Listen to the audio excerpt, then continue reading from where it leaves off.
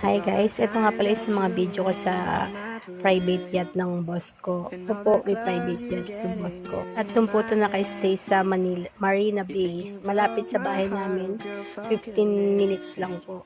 Iikot po yan papunta sa Atlantis at ipakikita po niya yung structure ng Atlantis.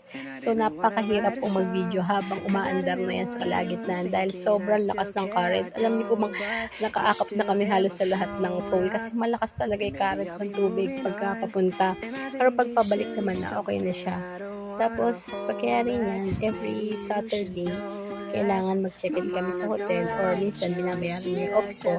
Friday pa lang mag-check-in na kami sa Westin Hotel para manood ng mga nagpe-perform doon. Opo, sa Westin Hotel sa tapat ng Canal, Dubai Canal. Opo, kapakayaman po ng boss ko. Siya po ang may-ari ng Pinky Goat at CEO po si Sir ng H&M, Cotton On at saka ng Zara. Kaya po sobrang yaman talaga ng boss ko.